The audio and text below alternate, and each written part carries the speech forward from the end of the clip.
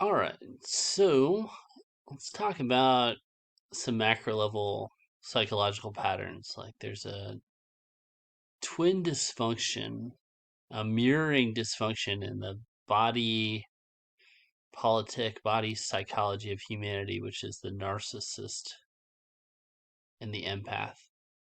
And this kind of eternal war. And I don't know that one is necessarily more ideal than the other or categorically good. It's interesting how the twin dysfunctions cause each one to break down and brings them more to a balance or more of a sustainable energetic harmony. And I don't know if this even occurs over several lifetimes, but it's interesting that this kind of eternal energetic war between the two and how they influence each other.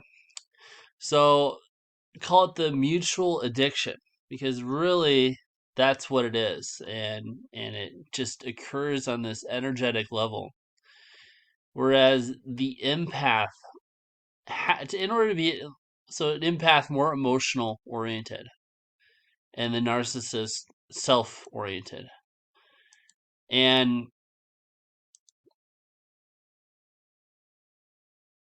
the twin addiction is one is addicted to harvesting the energy of the other, and the empath is addicted to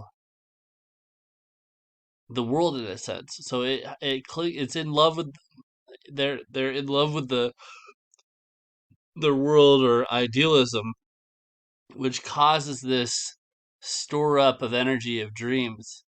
The narcissist reflects that back to them, and then they get energy that gives energy to the narcissist. Narcissist takes it, breaks it, and uses that energy as a kind of fuel to keep itself together, as a kind of energy to attract more empaths. So, but even though it's at this twin pain dysfunctional, it's actually evolutionary, right? So, with the narcissist constantly attacking the empaths, they're not going to have an addiction or clinging to the world or just be more balanced in it. I mean, the more in dreamland they are, the more they will get taken in by this type of energy, and the more broken they or really their dreams will be as a result, because they're just the narcissist just accumulating for itself. But by converse, so like by taking away, they actually learn a detachment, which can be like this negative attachment, also be a positive attachment, right? So attachment to the world and physical outcomes is not trust in divine order in the beyond.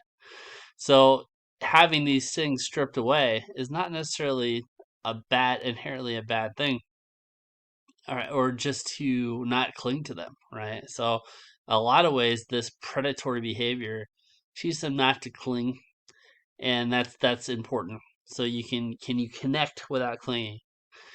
The narcissist, on the other hand, it learns detachment through consumption. So one's learning detachment through loss. The other one is learning detachment through consumption. So no matter how many empathics they eat or empathic energies they've consumed, it never lasts. And even though there's a high, it's lesser and lesser. It's an energetic drug. It's unsustainable, right? So with time, I mean, the snake eats so much that and it's hungrier and hungrier. That's why the snake's eating its own tail. That eventually, I mean, and it may take a whole lifetime to do this, but this whole artifice gets completely collapsed one way or the other. And in that collapse, you can actually, it's like eating so much your stomach explodes and you can't eat anymore.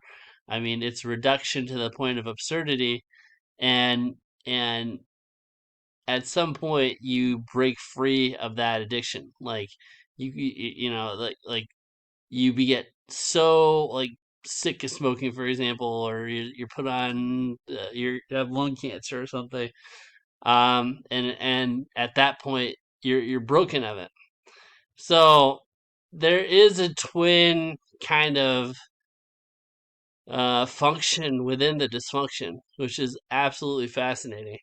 So one's learning from detachment through consumption, because again, this is never ending. This is a futile process with diminishing returns.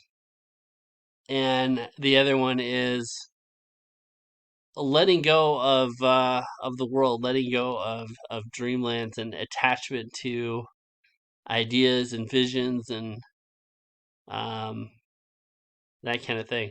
And I mean, between the two of them, the empath can actually pull energy from the narcissist, become more, um, we have stronger boundaries from that, and the narcissist can pull from the empath, having more